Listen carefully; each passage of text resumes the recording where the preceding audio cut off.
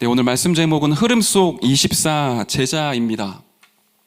우리 강단의 말씀 따라 이번 한 주간 불가능에 도전을 하고 있습니다. 요단을 건너는 이유라는 말씀 붙잡고 또 기념비를 세우라 그 말씀 붙잡고 한 주간의 여정을 걸어가고 있는데요. 이 말씀 그대로 우리에게 성취되고 있는 줄 믿습니다.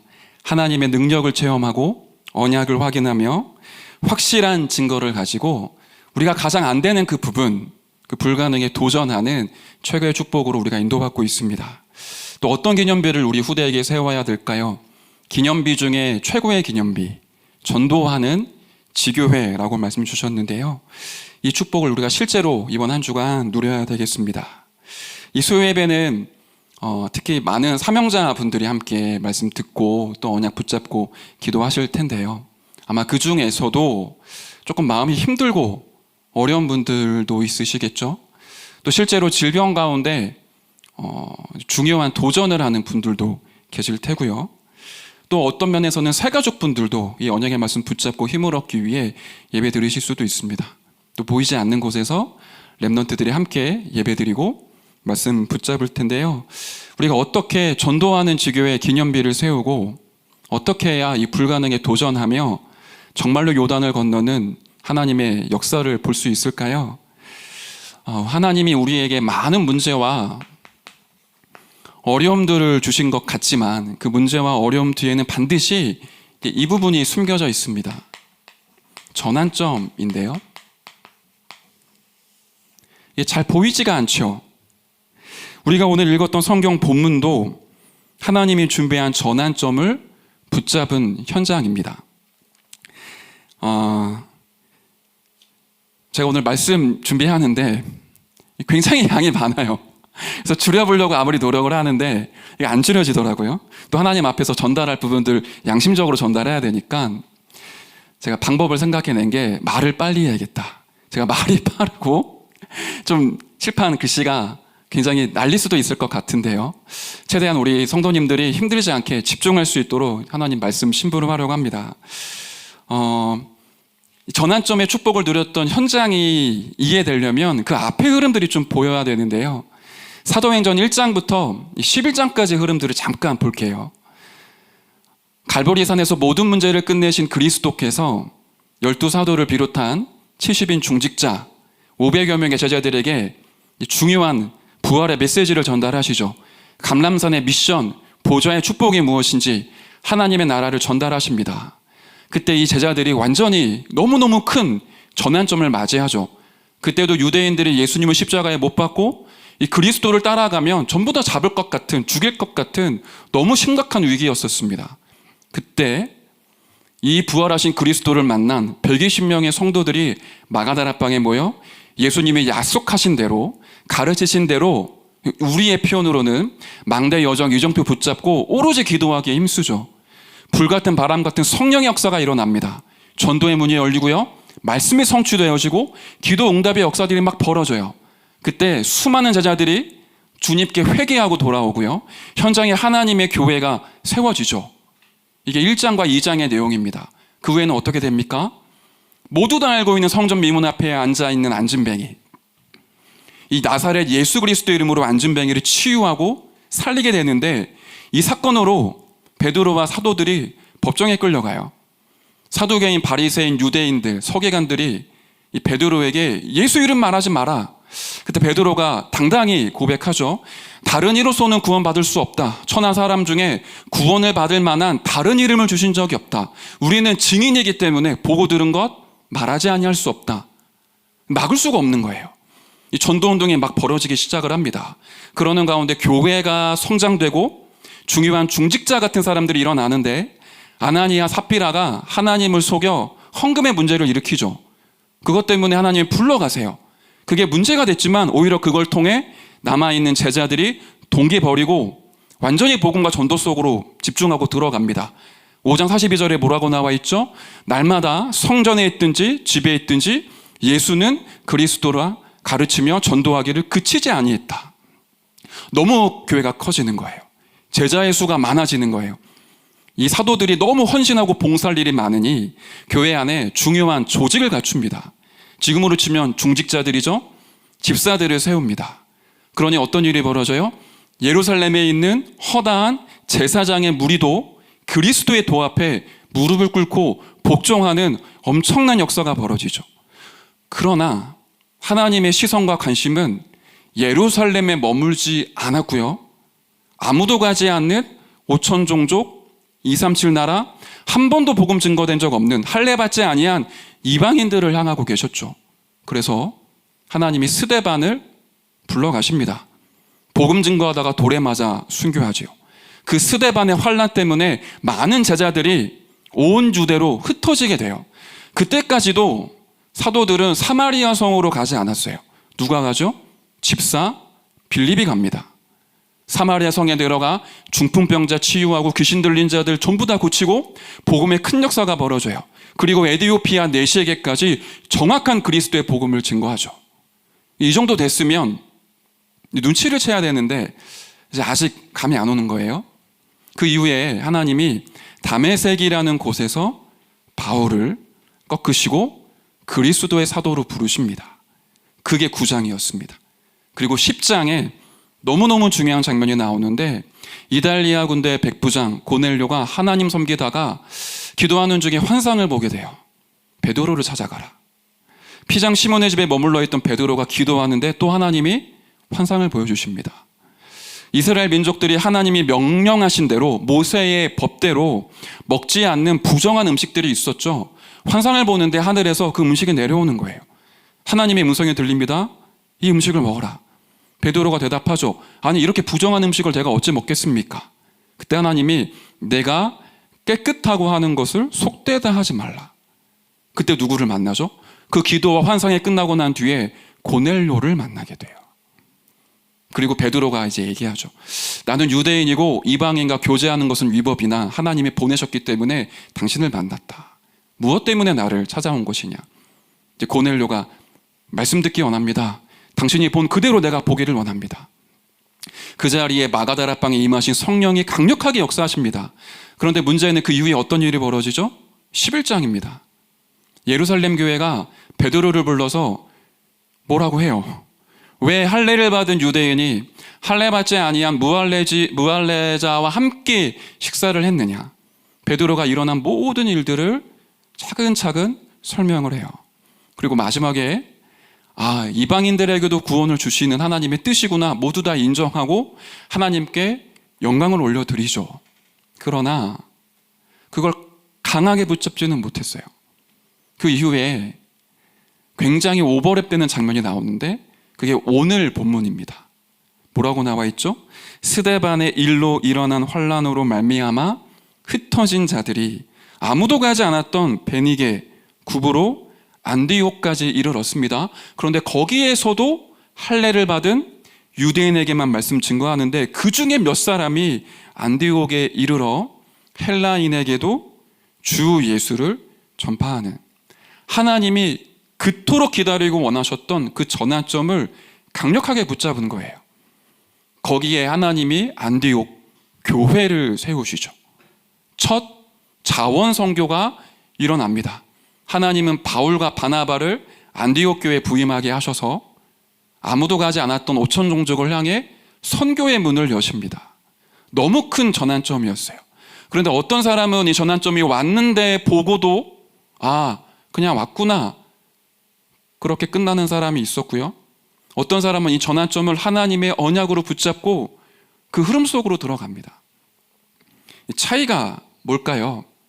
우리에게 많은 문제와 어려움이 오는데 하나님은 그 뒤에 굉장히 중요한 전환점을 준비해 놓으셨습니다. 그걸 보는 것과 보지 못하는 것의 차이가 뭘까요?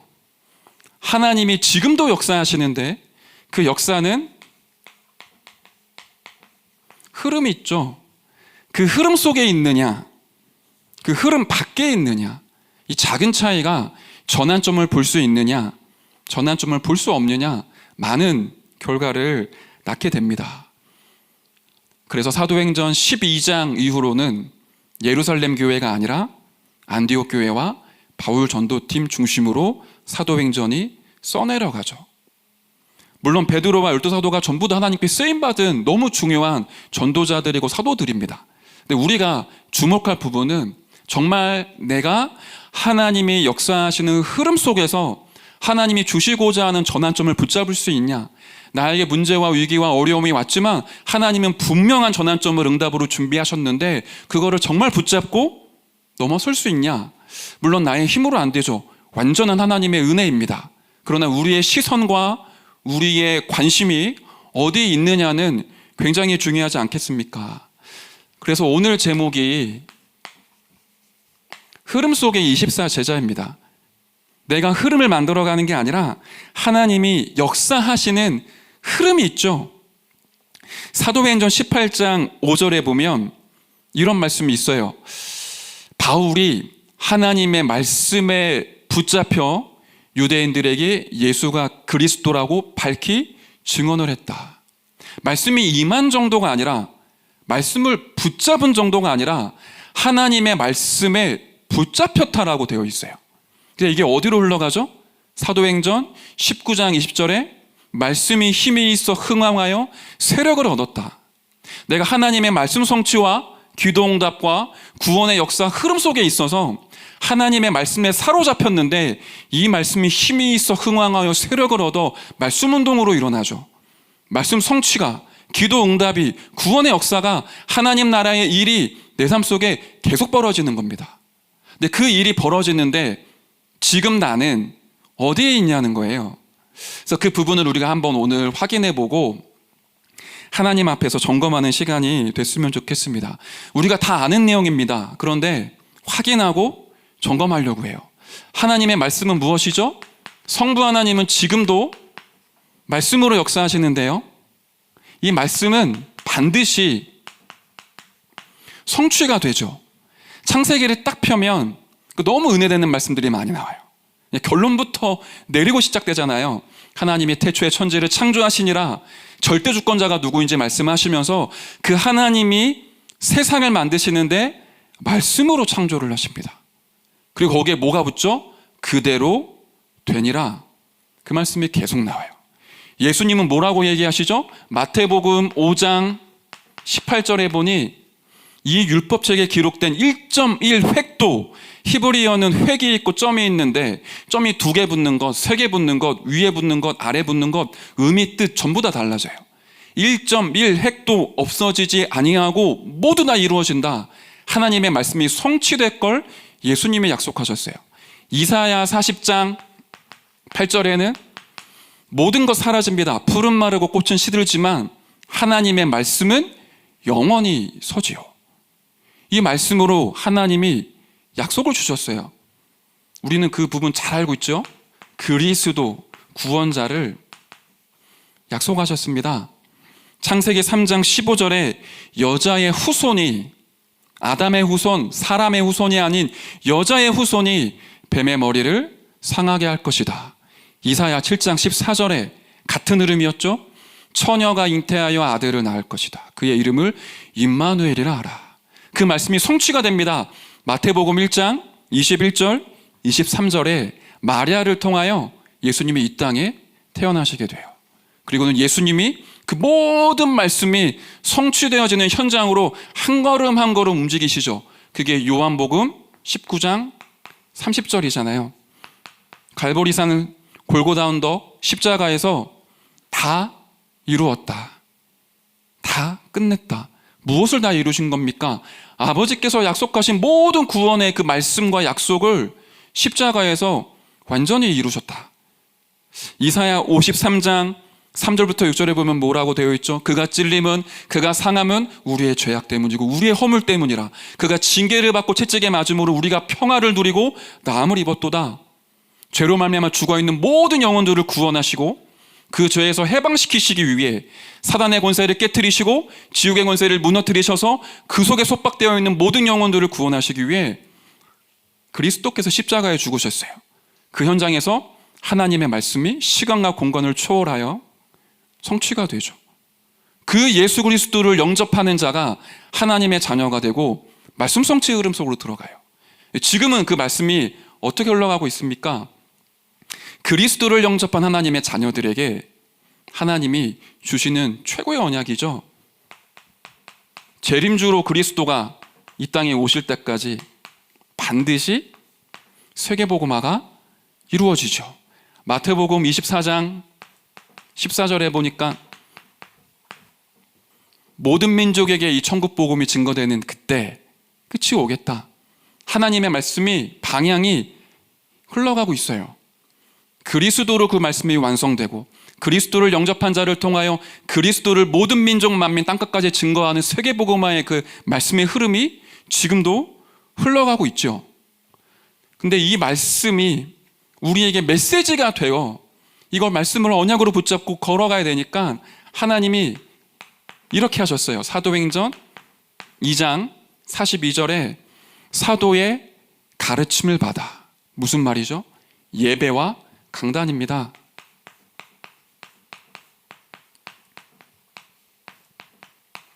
매년, 매월, 또 매주, 매일마다 하나님이 메신저를 통해 말씀 선포하시고 그 말씀을 메시지로 붙잡은 성도들의 삶에 그 말씀을 성취하시며 성도들을 인도해 나가시죠. 그 흐름 속에 내가 지금 어디에 있냐는 거예요. 그 나의 예배와 내가 붙잡은 강단 말씀이 무엇이냐 너무너무 중요하죠. 저는 사실 다락방 만나기 전에 이제 일반 교회를 한 10년 정도 다녔습니다. 5살에 누나 손, 엄마 손에 이끌려 교회를 다니기 시작을 했고 제 발로 하나님 죽을 것 같아요. 하나님 살아계신 건 알겠지만 저는 지금 미쳐버릴 것 같습니다. 그러고는 17살에 교회를 뛰쳐나왔어요. 진짜로 예배드리다가 중간에 뛰어나갔어요. 막 소리 지르면서 미쳐갖고. 그 왜 그러냐면 저희 집안이 보통 집안이 아니거든요. 저희 할머님이 깃발 안 꼽으면 약간 신기 있는 분이셨어요. 저희 아버지가 6.25 말미에 태어나셨는데 저희 할머니가 저희 아버지를 임신하셨을 때 신기가 오셨대요. 전쟁통에 뭐 정신이 없으니까 그냥 막 거부하시고 막 하셨던 것 같아요. 그때 귀신이 데리고 가면 산으로도 가고 들로도 가고 술도 많이 드시고 담배도 많이 피우셨다고 하더라고요. 그런 흐름 속에 저희 아버지가 이 땅에 태어나신 겁니다. 그 영적 상태 그 말을 안 해도 어떻겠습니까? 실제로 저희 할머니가 저희 집에 예전에 한번 오셨다가 저희 어머님이 시어머니죠. 어머님 예수님 믿으셔야 됩니다. 후대들이 멸망받습니다. 어머님이 제사 끝내시고 그리스도를 진짜 믿어야 됩니다. 근데 할머니가 받아들이셨어요. 그래, 내가 새롭게 신앙생활 해볼게. 그리고는 고향으로 내려가셔서 그곳에 다락방 교회를 처음 가시게 된 거예요. 예배를 드린 첫날 할머니가 완전히 시달려서 돌아오신 거예요. 몸살이 나셔갖고. 그러니까 이런 얘기는 사실 전도 현장 안 가면 모르거든요. 교회만 있으면 잘 이해가 안 가요. 근데 할머니가 뭐라고 얘기하시냐면 할머니의 말씀입니다. 교회 가자마자 시커먼 게 내 머리 위에 어깨 위에 올라가 있는데 계속 나를 밟고 눌러서 내가 말씀도 안 들리고 기도도 안 되고 아무것도 안 되더라. 나는 교회 가면 안 되는 팔자인가 보다. 그런 얘기를 하셨어요. 실제로 그런 현장이 있는 거죠. 저희 큰아버지가 제가 20살 초반에 의문사로 돌아가셨는데요. 그냥 시골 오지에서 우편 배달하시는 이제 집배원이셨어요. 그 옛날에 그 덜덜덜거리는 오토바이 있잖아요. 그것 타고 우편 배달 하시는데 시골에 뭐 우편 배달할 양이 있겠습니까? 벌써 한 25년 전인데요. 근데 어느 날 갑자기 전화가 딱 온 거예요. 큰아버지가 돌아가셨다. 근데 그 일이 있기 몇 년 전에 어떤 사건이 있었냐면 저희가 시골 내려갈 때마다 큰아버지께 말씀드려요.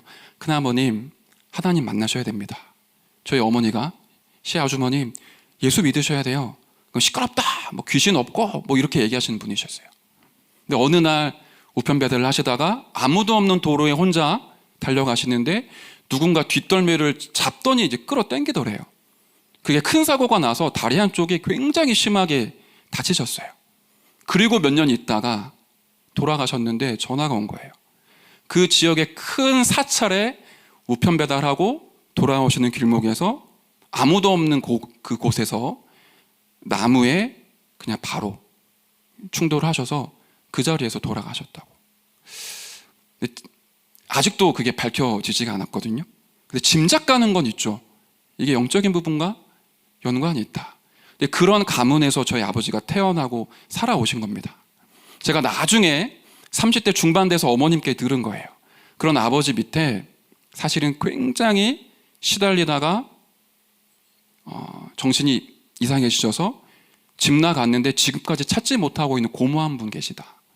그리고 외갓집에는 다행히 3대째 믿는 기독교 집안이지만 이 정확한 복음이 선포되지 않으면 종교생활도 우상숭배랑 똑같잖아요. 전 몰랐어요. 그런데 그 외갓집에서도 외삼촌 한 분이 농약 드시고 자살했다라는 걸 듣게 됐어요. 근데 그런 가문에서 제가 태어났으니 정상이겠습니까? 근데 우리 아버지도 인생 한번 바꿔보겠다고 교회를 다니기 시작하셨어요. 옛날에 아버님 돌아가셨을 때 유품들을 보니까 성경 필사하신 것도 있고 메시지 노트도 있으시더라고요. 그러니까 나름대로 살아보시려고 몸부림을 치는데 안 되는 거예요. 영적인 세계를 모르고 영적인 메시지를 모르니까 안 되는 거예요. 열심히 헌신하고 봉사하고 충성 다 하는데 사람에게 시험받아 상처받고 교회 떠나시고, 교회 떠나실 땐 예수 믿는 제일 나쁜 놈들이다 상처받고 교회 떠나시고, 저희 어머니 교회 다니시다가 그 아버지와 함께 정리하시고, 저도 교회에 하나님이 살아계신 거 믿어지지만 내 인생에 우리 집안에 그리고 진짜 나와 함께 하시는지 난 모르겠다. 하나님 살아계신 거 알겠지만 제가 지금 너무 힘들어요. 그리고는 이제 교회를 나오게 된 거예요. 그런데 하나님이 기적적으로 저희 가정을 복음 말하는 교회로 인도해 주셨어요. 처음 예수님을 그리스도로 듣는데 처음부터 완전히 깨달았던 건 아니지만 우리 집안의 이야기를 쭉 쓰시는 거예요. 저거 우리 할아버지, 우리 할머니, 우리 아빠, 이거 내 얘기인데? 근데 이게 성경에 있었다고요? 이게 하나님의 말씀에 기록되어 있다고요? 너무 충격이었습니다. 교회를 다니면서도 한 번도 예배 시간에 죄송한 표현인데 메시지에 집중을 할 수가 없더라고요.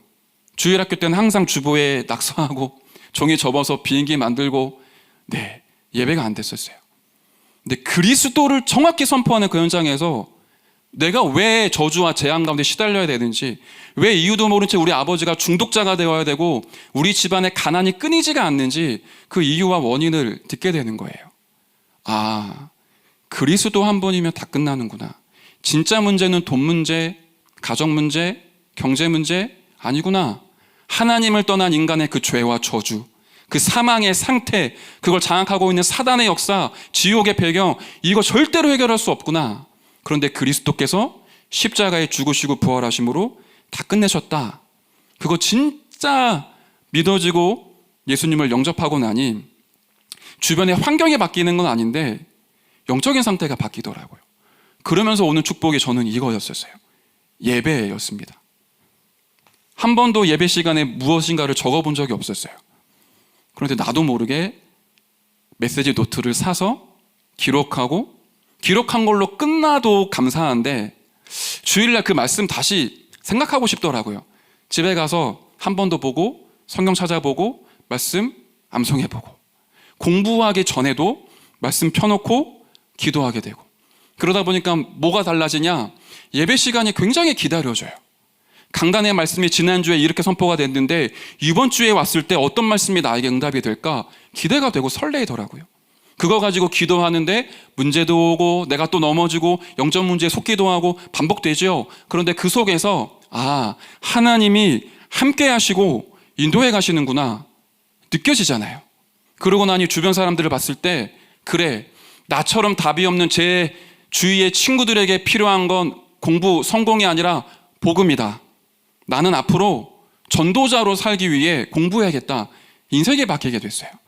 근데 이게 비단 저의 얘기입니까?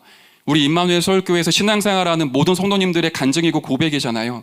우리가 그리스도를 주로 진짜 우리 인생의 주인으로 영접한 순간 하나님의 복음의 말씀이 우리 안에 들어왔고요. 그 말씀이 살아서 나에게 역사하시며 그 말씀이 나의 모든 것들을 치유하시고 바꾸고 지금까지 인도해 오셨습니다. 그 속에 내가 있어야 돼요. 혹여나 지금 사람들의 말, 주위의 환경, 많은 조건, 나의 연약함, 그거 보이죠? 그거 알아야 됩니다. 그런데 그거는 우리에게 우선순위가 아니에요. 그건 우리에게 결론이 아닙니다. 우리의 진짜 본론과 결론은 하나님이 성취하시는 그 말씀 속에, 하나님이 역사하시는 복음의 말씀 속에 나의 영적 상태와 나의 인생의 흐름이 들어가야 되죠. 그걸 류 목사님은 포인트라고 하셨어요. 가장 안 되는 것. 이건 사람에게 우리가 막 고백할 필요 없잖아요. 하나님 앞에서 내가 알잖아요. 내가 지금 말씀 성취, 기도 응답, 구원의 역사를 이루시는 하나님과 함께 있는지, 그 하나님의 흐름을 내가 보고 있는지, 아니면 내가 지금 내 생각, 사람의 말, 내 환경, 내가 되고 안 되고 연약함, 여기에 빠져 있는지 내가 다 압니다.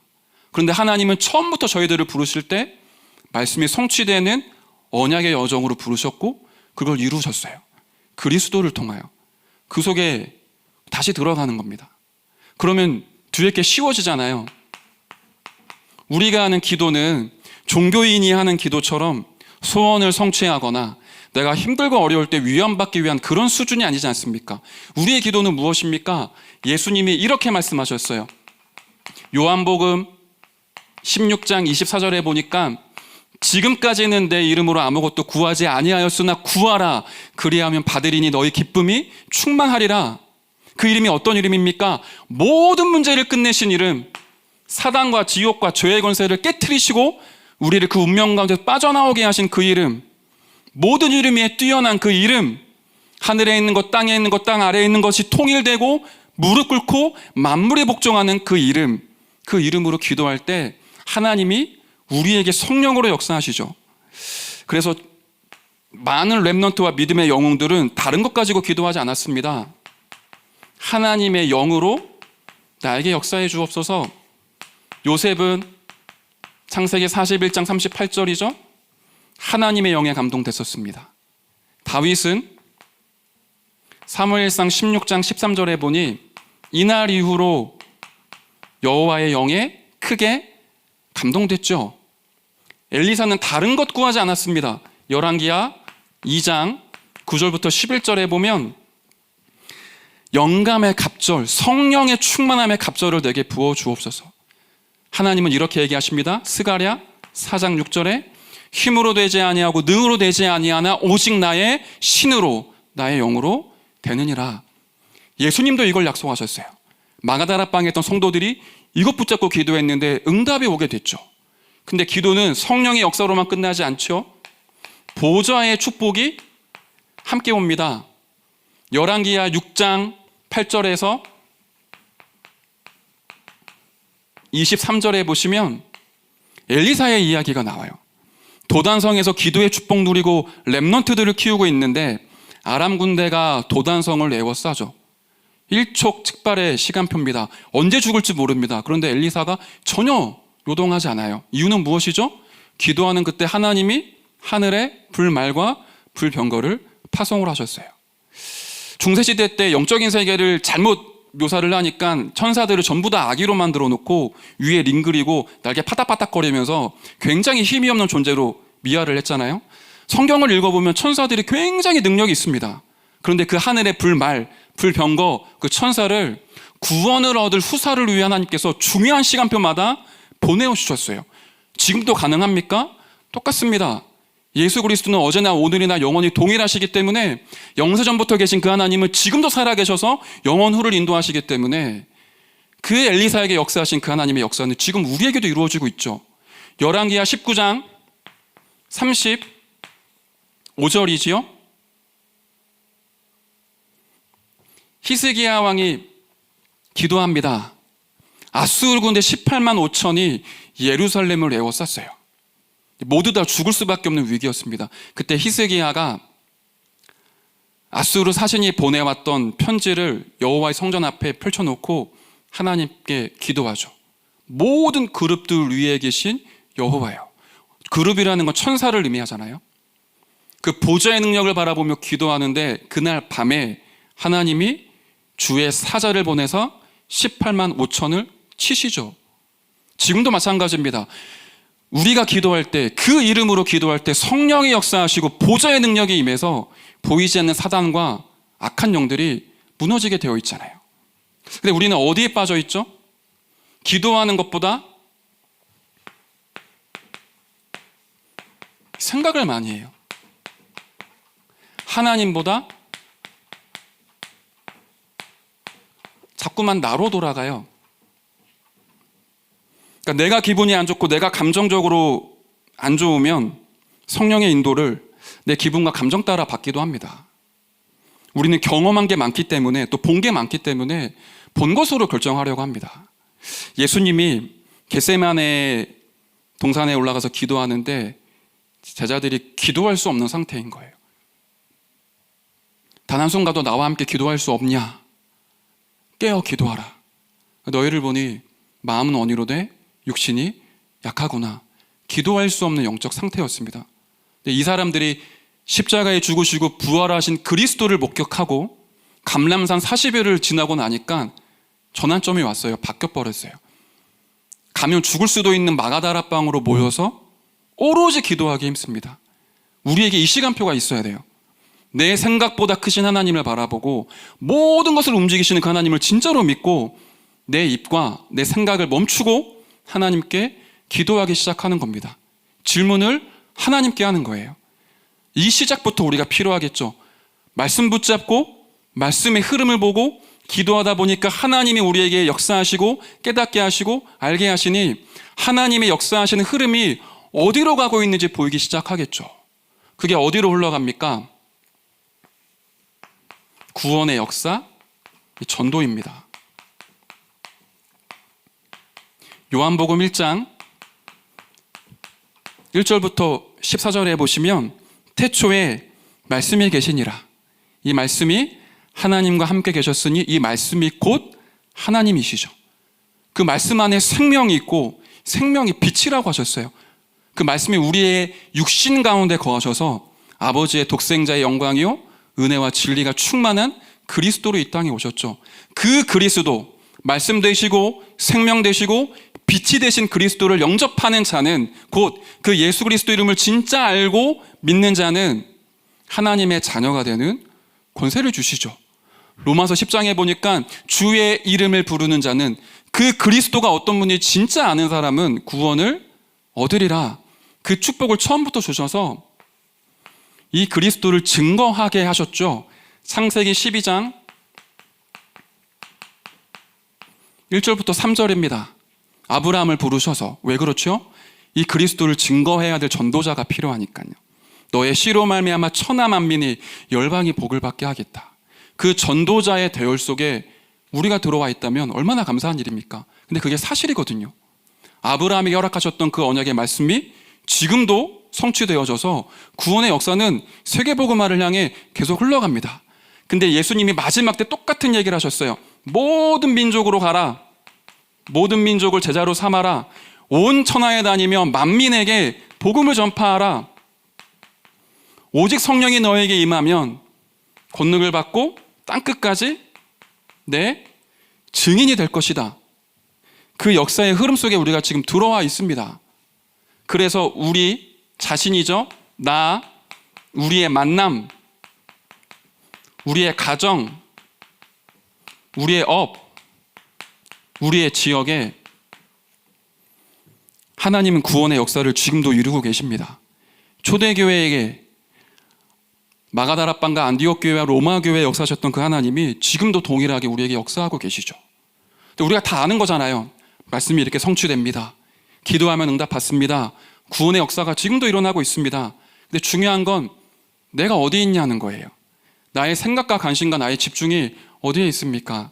나의 영적인 상태가 어디에 있습니까? 이 축복을 받던 바울은 이렇게 고백하거든요. 십자가의 도가 멸망하는 자들에게는 미련한 것이지만 구원을 얻을 우리에게는 하나님의 능력이 됨이라. 그래서 하나님이 전도에 미련한 것으로 믿는 자들을 구원하시기를 기뻐하셨다. 그 전도 운동이 지금도 흘러가고 있어요. 지금도 어떻게 역사하시죠? 말과 지혜의 아름다운 것이 아닌 성령과 능력과 큰 확신으로 전도가 되어지도록, 하나님의 은혜와 성령의 역사로 말미암아 이 축복이 일어나도록 우리를 인도하고 계시죠. 이걸 우리가 의식만 해도 좋아요. 아, 그래, 내가 이렇게 어렵고 힘들지만, 나는 이렇게 연약하고 부족하지만 나를 그리스도로 말미암아 구원하신 그 하나님이 지금도 말씀을 성취하시고 기도에 응답하시고 구원의 역사를 이루시는구나. 내가 집중할 것은 예배다. 내가 집중할 것은 기도다. 사람과 통하면 죽습니다. 하나님과 통해야 됩니다. 내가 지금 바라볼 곳은 하나님이다. 나의 피난처, 나의 도피성이 하나님이시기에 나는 그리스도 붙잡고 하나님의 보좌 앞에 무릎 꿇겠다. 내 주변에 있는, 내 지역에 있는 모든 사람들이 하나님 만날 수 있도록 내가 이 길에 서겠다. 제가 처음부터 전도 운동에 막 마음이 있었던 건 아니고요. 다락방 만나고 나서도, 훈련 받고 나서도 꽤 오랜 시간이 걸렸습니다. 제가 우리 가문에 영적인 문제가 숨어있는 게 많았기 때문에 그거 드러나고 치유되고 또 드러나고 치유되고 이런 과정들이 굉장히 많았어요. 아마 이건 평생 가겠죠. 그런데 그 중간에 뭘 느끼게 됐냐면, 그리스도 아니면 안 되는구나. 모든 사람에게 진짜 그리스도가 필요하구나. 저는 저희 엄마, 아빠, 저희 윗세대 어르신들이 입만 열면 그리스도를 계속 얘기하셨잖아요. 그거 보면서 조금 그래도 교회 안에 많이 있고 말씀 안에 다른 거 많이 있는데 왜 자꾸 저것만 똑같은 얘기만 계속 반복하니까 그 손녀, 손자들이 할아버지, 할머니들이 똑같은 얘기 반복하면 조금 좋은데 싫은 거 있잖아요. 그런 느낌이었거든요. 근데 이거 진짜 알고 나니까 다른 게 들리고 다른 게 얘기가 안 되더라고요. 이전에는 모를 때 조금 특별한 메시지 하고 싶고 특별한 포럼 하고 싶고 신선하고 충격적이고 이런 거 막 관심 갔었는데, 진짜 그리스도가 모든 사람에게 필요하다. 인간의 문제가 정말 창세기 3장의 문제다. 이거 하나님의 은혜로 하나씩 하나씩 발견되니까 다른 얘기할 게 없더라고요. 그러다 보니 전도해야겠다라는 결론 나오는 거예요. 부끄럽지만 저는 전도를 빙자한 제 동기 채우는 그런 달란트와 전문성을 갖기 시작했었거든요. 그거 달게 해달라고 하나님께 기도 많이 했고요. 그리고 은혜로 그 자리에 올라가기도 했어요. 근데 그게 아무 소용이 없더라고요. 결국 그게 배설물이라는 걸 깨닫고 나니 이걸로 내가 전도하는 게 아니구나. 하나님, 혹시 제가 노래를 너무 좋아하고 음악을 너무 좋아해서 이 길로 왔지만 하나님이 목소리를 가져가시면 제가 수어를 통해서 전도하겠습니다. 하나님이 제 눈을 가져가시면 목소리로 전도하겠습니다. 그때 사실 제 육신적인 우리 과정의 환경, 제 상황이 더 이상 망할 수 없을 거다라고 할 만큼 망했거든요. 하나님, 지금보다 더 망할 수 있는 게 없는데 혹시 이것보다 더 어렵게 돼도 제 주변에 두 번 다시 자살하는 사람 없도록 저는 전도자로 살고 싶습니다. 하나님, 저를 마음껏 쓰십시오. 근데 진심이었어요. 제가 물론 전도 못하고 연약하고 되는 거 없지만 그때 그 중심은 진짜였거든요. 근데 감사하게 하나님이 지금까지 인도해 오시더라고요. 전도를 어떻게 하면 잘할 수 있냐? 좋은 질문이지만 저는 이렇게 얘기하고 싶습니다. 정말 전도하고 싶습니까? 정말 복음 전하고 싶습니까? 우리에게 그게 먼저인 것 같아요. 내가 정말 복음 알고 복음을 사랑하게 되고 복음의 가치와 소중함을 정말 알게 되면 이 복음 운동 지켜야 되죠. 이 복음 증거해야 됩니다. 이 복음 못 듣고 있는 사람들 보면 안타까워져요. 그 속으로 내가 빨리 들어가는 겁니다. 우리의 생각과 관심과 마음을 사람과 통하는 쪽이 아닌 하나님과 통하는 흐름 쪽으로 우리의 걸음을 옮겨야 돼요. 근데 그게 굉장히 어려울 것 같지만 그렇지 않거든요. 쉬운 데 있습니다. 가장 내가 안 되는 지점, 그 포인트가 있잖아요. 지금 저는 초등 3, 4부를 맡고 있고요. 제가 많이 부족하지만 동남 26교구 부교육자로도 함께 우리 목사님들 또 전도사님 도와서 심부름하고 있는데, 제가 어떻게 인도받으면 좋을지 계속 고민하고 기도하게 되잖아요. 작년 12월 달에 목회자들만 따로 불러서 메시지를 주셨어요. 집회가 있었거든요. RU 5천 종족 목회자 포럼. 그때 바꿀 것, 찾을 것, 세울 것, 세 가지 말씀을 주셨는데 사실 제 가슴속에 가장 크게 다가왔던 단어는 제자였었습니다. 5천 종족 전도운동의 시간표가 왔구나. 그런데 하나님이 지금 제자를 찾고 계시는구나. 나는 정말 이 운동할 수 있는 제자가 맞는가? 나는 정말 이 초대교회의 전도운동의 흐름을 이어갈 제자가 맞는가? 5천 종족의 사명자와 랩런트들이 몰려왔을 때 그들을 섬기고 도울 수 있는 제자가 맞는가? 이제 그걸 계속 고민하고 기도하게 돼요. 그러다가 원단 기도회가 됐잖아요. 근데 말씀이 연결이 되더라고요. 모르겠습니다. 다른 분들은 어떠실지 모르겠지만 5천 종족 전도운동, 세계복음화를 향해 가는 이 세계복음화 흐름 속에 하나님이 우리 각 교회들을 세 가지의 뜰에 있는 빛의 성전으로 세우겠다. 왜 그렇죠? 몰려올 사람들이 많아요. 병든 자들, 다민족들, 아이들이 있어요. 광주 지역에는 제가 처음에 초등부 부임했을 때 21개 초등학교였는데 지금 계속 늘어나요. 랩런트들이 우리 교회에는 뭐 몇백 명이지만 전도 현장 가면 한 2만 명 되거든요. 초등학생들이요. 근데 이게 경기권에 점점 많아집니다. 서울은 초등학교가 줄지만 외곽은 초등학교가 많아지거든요. 기회가 왔잖아요. 그걸 두고 남은 자의 기도를 통해 망대를 세우고 세 가지의 뜰에 있는 빛의 성전 회복해라. 시설 만들기 이전에 우리의 영적 상태 속에 먼저 그릇이 갖추어져야 되겠죠. 근데 내가 그걸 할 수가 없어요. 그러니 나의 무능, 실패, 가난, 질병 완전히 무너뜨릴 순례자의 기도, 집중기도 회복해서 빛의 경제 회복해라. 돈 많이 벌라는 말씀이 아니라 우리가 안 될 수밖에 없는 모든 무능을 그리스도 안에서 끝내라는 말씀이시죠. 그리고는 참된 부흥, 참된 부흥이 뭡니까? 숫자가 많아져야 됩니까? 그것도 중요하지요.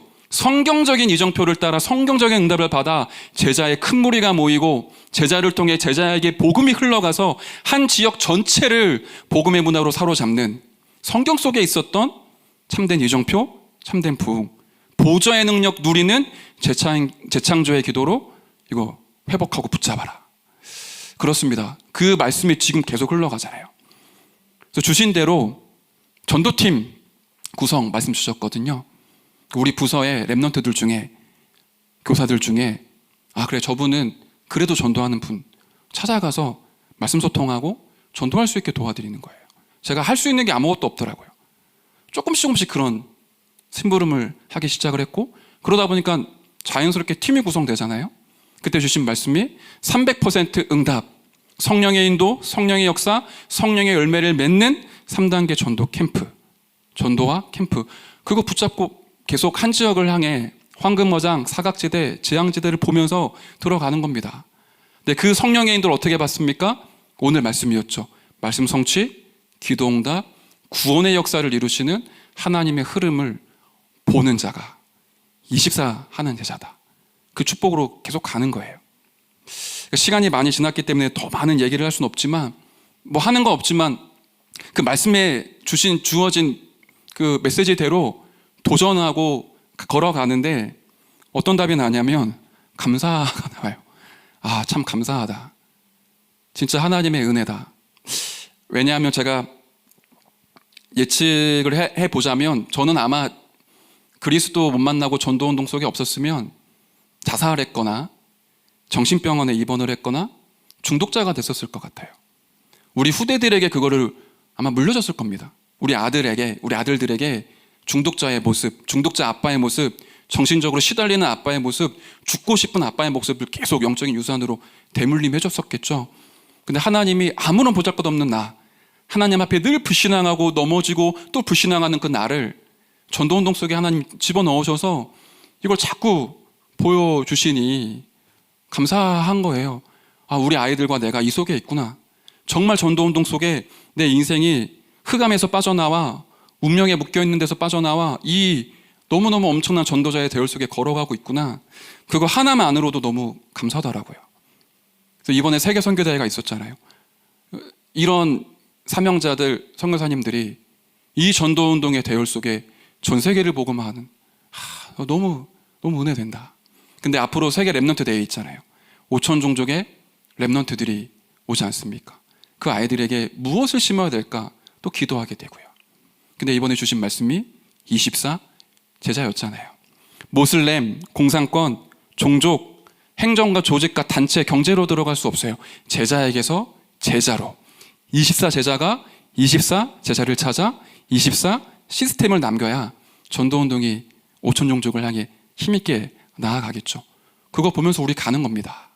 말씀 성취와 기도 응답과 구원의 역사 속에 내가 지금 어디에 있는가, 그걸 포인트라고 하셨어요. 하나님과 내가 맞아지기 시작하는 거죠. 가장 진실되게 점검하는 겁니다. 새롭게 시작하는 겁니다. 우리에게 이미 이런 축복과 은혜를 하나님이 많이 주셨습니다. 그걸 놓치고 있다면 다시 하나님 앞에 무릎 꿇는 거예요. 그때 우리가 무엇을 하는 게 아니라 이 하나님의 역사를 보게 되죠. 그거를 24라고 하셨어요. 하는 것보다 더 중요하지요. 하나님의 역사를 매일 매 시간 보는 겁니다. 말씀을 성취하시고 기도에 응답하시고 구원의 역사를 이루시며 나와 함께 하시고 동행하시는 그 하나님을 우리가 만나고 누리고 함께 걸어가는 거죠. 그때 내가 있는 한 지역, 내가 기도할 한 나라가 이제 보인다라고 말씀 주셨어요. 그 사실은 저거 엄청나잖아요. 우리가 어떻게 한 지역의 흐름을 보고 그 지역을 살립니까? 지금 대한민국 한 나라 우리가 어떻게 살립니까? 우리 힘으로 하는 게 아니죠. 하나님의 역사하시는 흐름 속에 있으면 핍박과 환난과 문제와 연약함 속에서도 하나님이 이루어 가시는 것을 보게 됩니다. 이 축복을 저와 여러분들이 함께 누려야 되겠습니다. 저는 소원이 하나 있어요. 사도행전 26장에 보면 바울이 복음 증거하다가 법정 앞에 섭니다. 베스도 총독과 아그리빠 왕 앞에서 복음을 막 증거해요. 그때 베스도 총독이 이렇게 얘기하죠. 바울아, 네가 미쳤구나. 공부를 많이 하더니 너가 공부한 그 학문이 너를 미치게 했다. 정신적으로 돌았다, 이렇게 얘기를 한 거죠. 제가 미친 게 아닙니다. 그 아그리빠 왕께서 제가 이 묶인 거 말고 저처럼 하나님 알기를, 그리스도 알기를 저는 바랍니다. 다른 사람들이 보고 너 그리스도께 미쳤구나 라고 얘기할 만큼 저는 저와 우리 랩런트들과 우리 교사들과 우리 성도님들이 다른 거에 미치지 않고 그리스도에 미쳤으면 좋겠어요. 진짜 예수에 미쳐서 일평생을 이 그리스도만 믿고 그리스도 누리고 그리스도 증거하다가 하나님이 부르시면 당당하게 하나님 앞에 나아가는 그런 인생이었으면 좋겠습니다. 지금도 역사하시는 그 말씀 성취, 기도응답, 구원의 역사 속에 들어가는 우리 모두가 될 줄 믿습니다. 제가 기도하겠습니다. 하나님 감사드립니다. 문제와 어려움 속에 숨겨져 있는 전환점을 보는 하나님의 역사하시는 흐름 속에 있는 24 제자가 되게 하여 주옵소서. 말씀 성취와 기도 응답과 구원의 역사를 누리는 참된 제자가 될 수 있도록 우리를 인도하여 주옵소서. 감사를 드리며 살아계신 예수 그리스도의 이름으로 기도드렸습니다. 아멘.